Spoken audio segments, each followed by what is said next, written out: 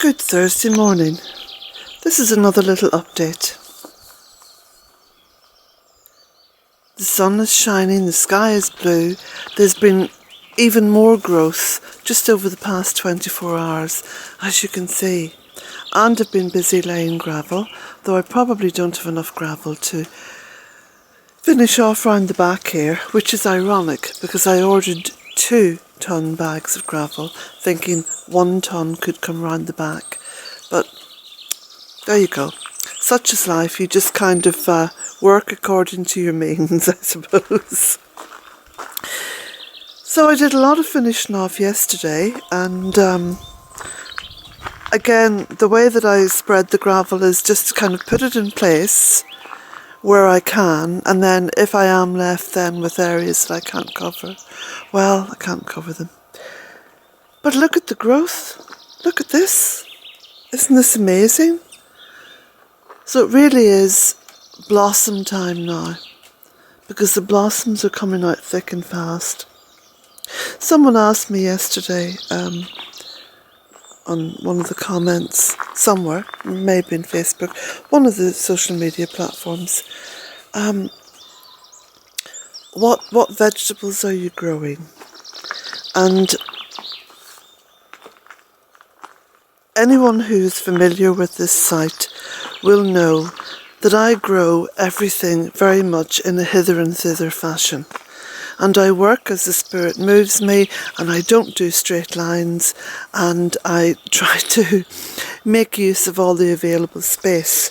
So for example, you may have noticed that over the course of the winter I've been growing kale, and you can see some here in one of these potager beds. Now the whole essence of a potager bed is that it's all jumbled up together. You put everything in together, and therein you will find there's a great deal of not just fertility and the ability to growth, but you're creating microclimates. There's a great deal of protection, within those microclimates for what you're not particularly sowing, but putting in there. So yesterday I pointed out on some of the photographs the chives and the kale. And there's various kinds of kale growing. There's also some kale growing in a basket at the very end of the veranda there. Okay. And I also pointed out the sweet Sicily. You see that there? So there's lots of food for me and for all of the rest of the life here at Bealtaine Cottage growing. And it's a case of just walking through the gardens and foraging. So woodland gardens are the ideal place to forage, because again, oh look, there's that little birdie. There's the wee twerper. Well, hello little one. Good morning to you. Yeah, you're still here. You're still twerping. And it's getting very tame. Look, I'm coming so close. Anyway, so again, the woodland gardens, excuse me, are absolutely packed and stacked on all different levels with food. And these are black currants, and you can see from previous videos the massive amount of black currants I have up here, and apples, pears, plums, rhubarb. The rhubarb is just everywhere. Oh, there's the boy on one of his little gallops. So food within the woodland garden is all about finding it, foraging for it. And wherever you put it in, whether it be annuals, which is what's going on in here in the tunnel, there's a lot of the food that I planted last year and allowed to self-seed coming up. So for example, look at these lovely little bits here of red sorrel. See? All that's coming up. Lots and lots of herbs. You can see the golden oregano down there. And again, the chives. The chives are no bigger in here than what they are outdoors, which just goes to show the incredible microclimates that you can create outdoors. You don't necessarily need a tunnel. The fennel, and you can see there's fennel hither and thither. Again, it's all about putting plants in wherever you can. And I'm just going through some of the obvious foods. And here I've got these pots with lemon balm and parsley and chamomile in, because I love to drink chamomile tea. And I could take you on down the gardens and show you lots and lots of food sources. Here we have the young nettles coming up. Now this bed here, I specifically leave it, this part of the bed, for nettles, because nettles is a wonderful addition to anyone's diet, and especially if you're vegan, because when you're vegan you have to make sure that you're eating well.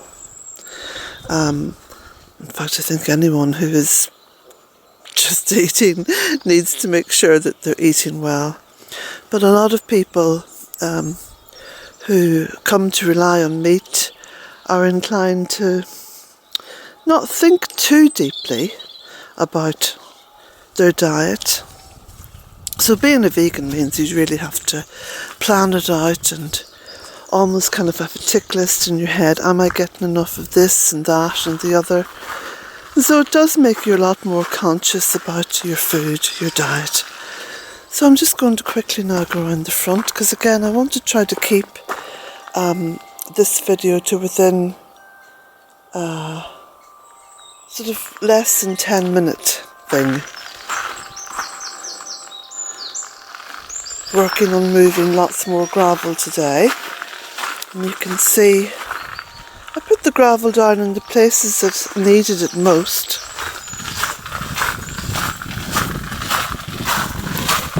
See here, I've spread some around here.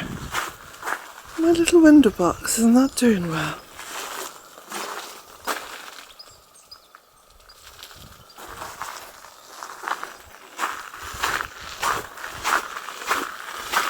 And you can see I have about a quarter of the sack left, so I have to be pretty sparing now with it, deciding exactly where it's going to go.